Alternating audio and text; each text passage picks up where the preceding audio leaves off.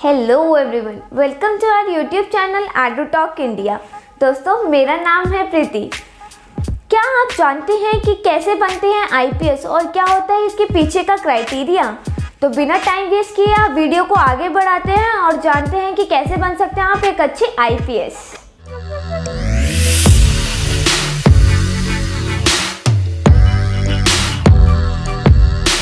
आज का हमारा पहला पॉइंट है कि आईपीएस का एग्जाम यूपीएससी कंडक्ट करवाती है, यानी कि यूनियन पब्लिक सर्विस कमीशन।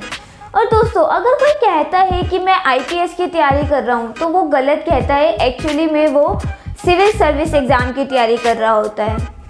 और एक ज़रूरी बात बता दूँ कि आईपीएस और आईएएस का एग्ज़ाम सेम ही होता है, लेकिन आईपीएस का एग्ज़ाम में एक और टेस्ट इंक्लूड होता है जो कि है फिजिकल टेस्ट। तो अब हम जानते हैं कि फिजिकल टेस्ट में आपके हाइट, चेस्ट और आईसाइट टेस्ट की जाती है। अब हम जानते हैं कि इसके लिए हाइट कितनी चाहिए होती है। तो अगर आप जनरल कैटेगरी से हैं तो मेल्स के लिए 165 सेंटीमीटर और फीमेल्स के लिए 150 सेंटीमीटर हाइट चाहिए होती है। और अगर आप SC/ST कैटेगरी के लिए हैं तो मेल्स के लिए 160 सेंटीमीटर और फीमेल्स के लिए 145 सेंटीमीटर हाइट चाहिए होती है।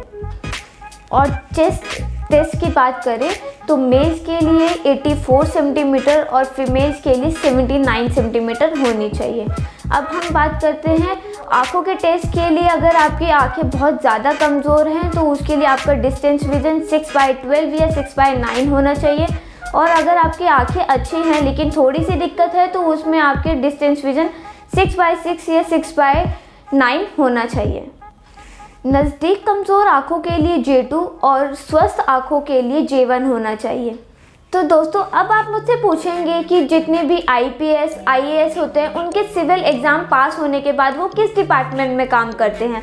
तो चलो मैं आपको बताती हूँ कि जितने भी ASP, DSP, SP, IG, SSP, DGP, DJI जितने भी ये सब होते हैं वो सब आईपीएस होते हैं। तो दोस्तों, अब हम बात करते हैं कि आईपीएस बनने के लिए हमें क्या क्वालिफिकेशन चाहिए होती है। तो इसमें बस आपको ग्रेजुएशन पास होने चाहिए, चाहे आप किसी भी सब्जेक्ट से हो या फिर जितने भी कम नंबर से हो, उससे कोई फ़र्क नहीं पड़ता। बस आप ग्रेजुएशन कंप्लीट होने चाहिए। और चाहे आप लास्ट ईयर स्टूडेंट है या फिर लास्ट सेमेस्टर के स्टूडेंट्स हैं, आप फिर भी आईपीएस का एग्ज़ाम दे सकते हैं, उसका फॉर्म फिल कर सकते हैं। और ये एग्ज़ाम हमेशा ऑनलाइन फॉर्म फिल किया जाता है। चाहे आपने बीबीए, बीए, बीकॉम कुछ भी किया हो या फिर मेडिकल इंजीनियर की कोई भी डिग्री कोर्स किया हो तो आप सिविल सर्विस एग्ज़ाम के लिए एलिजिबल होते हैं। एक और बात दोस्तों, आईपीएस और आईएएस के लिए आपको इंडिया का सिटीजन होना ज़रूरी है। सिटीजन ऑफ इंडिया कंपलसरी होता है। और जितनी भी अदर सर्विस है एडमिनिस्ट्रेटर के अंतर्गत, जैसे कि आईएफएस, आईआरएस आदि, इन सब के लिए आप माइग्रेट हो सकते हैं। जैसे नेपाल, भूटान, पाकिस्तान के माइग्रेट आप हो सकते हैं। तो अब हम बात करते हैं एज क्राइटेरिया के लिए कि अगर आप आईपीएस बनना चाहते हैं तो आपकी एज लिमिट क्या होनी चाहिए। अगर आप जनरल कैटेगरी के लिए हैं तो 21 to 32 ईयर्स एज लिमिट है। और अगर ओबीसी कैटेगरी के लिए हैं तो 21 to 35 ईयर्स और SC/ST कैटेगरी के लिए हैं तो 21 to 37 ईयर्स एज लिमिट है। वही फिजिकल चैलेंज स्टूडेंट्स के लिए 10 ईयर्स का एज रिलैक्सेशन रखा गया है और वो मैक्सिमम 42 ईयर्स तक आईपीएस का फॉर्म फिल कर सकते हैं। अगर वो स्टूडेंट्स डिसेबल्ड हैं, लाइक ब्लाइंड है या फिर डेफ हैं, तो उनके लिए जनरल कैटेगरी में 37 ईयर्स और ओबीसी के लिए 38 ईयर्स और SC/ST के लिए 40 ईयर्स की मैक्सिमम एज लिमिट रखी गई है। तो चलिए जानते हैं सिविल सर्विस यानी कि आईपीएस के ऑनलाइन फॉर्म ज़्यादातर हर साल फरवरी में निकाले जाते हैं। ये फॉर्म ऑनलाइन फिल होता है, तो दोस्तों ध्यान से बिल्कुल सोच समझ कर फॉर्म को फिल कीजिए, क्योंकि इसमें बहुत कम अटेम्प्ट दिए जा सकते हैं। हमने अटेम्प्ट की बात करी तो अब ये भी जान लेते हैं कि आईपीएस एग्ज़ाम में आप कितनी बार अटेम्प्ट दे सकते हैं। तो अगर आप जनरल कैटेगरी से बिलोंग करते हैं तो आप 6 टाइम्स अटेम्प्ट दे सकते हैं। और अगर ओबीसी तो आप 9 टाइम्स अटेम्प्ट दे सकते हैं। और SC/ST कैटेगरी के लिए एज लिमिट कंप्लीट होने तक आप अटेम्प्ट दे सकते हैं। जम्मू कश्मीर के लिए up to the age limit है। और ये आपके अटेम्प्ट जब भी काउंट होते हैं जब आप प्रीलिम्स एग्ज़ाम देते हैं। अगर आप फॉर्म फिल करने के बाद एग्ज़ाम नहीं देते तो आपके ये अटेम्प्ट भी काउंट नहीं होते। तो चलिए बात करते हैं नंबर ऑफ़ सिलेक्शंस की कि कितने IPS के एग्ज़ाम हर साल भरे जाते हैं। तो हर साल लगभग 10 लाख स्टूडेंट्स IPS के फॉर्म फिल करते हैं और प्रीलिम्स के एग्ज़ाम में 5 लाख स्टूडेंट्स पहुंचते हैं और क्वालिफाई करते हैं 15,000 स्टूडेंट्स। वही इंटरव्यू के लिए 2800 स्टूडेंट्स जाते हैं और सिर्फ सिलेक्शन होता है 800 के करीब स्टूडेंट्स का। तो दोस्तों इन सिलेक्शंस को देखकर आप बिल्कुल भी डरिए मत। आपका सिर्फ एक ही मोटिव है कि आपको IPS बनना है और उसके लिए आपको सिविल सर्विस का एग्ज़ाम बहुत अच्छे से क्लियर करना है। तो चलिए अब हम जानते हैं कि IPS का एग्ज़ाम पैटर्न क्या होता है। तो इसमें हमारे 3 एग्ज़ाम होते हैं। फर्स्ट होता है प्रीलिम्स एग्ज़ाम, सेकंड होता है मेंस और थर्ड एट लास्ट होता है इंटरव्यू। तो प्रीलिम्स एग्ज़ाम में हमारे 2 सब्जेक्ट्स होते हैं। First of all general studies और सेकंड CSET। तो जनरल स्टडीज़ के लिए आपको इसमें current affairs, geography, economics, history in सब से क्वेश्चंस पूछे जाते हैं और CSET के लिए आपको SSC, बैंकिंग इनसे रिलेटेड क्वेश्चंस पूछे जाते हैं जैसे कि कॉम्प्रहेंशन, लॉजिकल रीजनिंग और डिसीजन मेकिंग एट्सेट्रा। दोनों एग्ज़ाम 200 नंबर्स के होते हैं और इसमें 100 क्वेश्चंस आते हैं और आप इसको इंग्लिश या फिर हिंदी अपने कंफर्टेबल लैंग्वेज में IPS के एग्ज़ाम को सिलेक्ट कर सकते हैं जिसमें आप अच्छे से कंफर्टेबल हो, चाहे वो इंग्लिश है या हिंदी, आप किसी में भी अपने एग्ज़ाम को दे सकते हैं। तो चलिए जानते हैं what is difference between first exam and second exam. First और सेकंड एग्ज़ाम में क्या डिफरेंस होता है।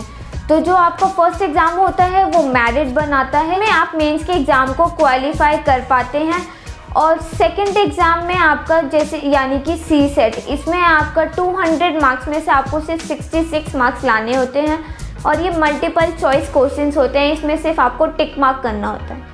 अब हम बात करते हैं मेरिट एग्ज़ाम की। तो इसमें आपके टोटल 9 पेपर होते हैं और टोटल मार्क्स 1750 नंबर का पेपर होता है। 9 पेपर में से 7 पेपर पर ज़्यादा फोकस करना होता है क्योंकि जो आपकी मेरिट बनती है वो इन 7 पेपर के मार्क्स को कैलकुलेट करके बनाई जाती है और बाकी 2 पेपर क्वालिफाइंग पेपर होते हैं, इसके मार्क्स नहीं लगते लेकिन आपको इसमें भी 33% लाने पड़ते हैं।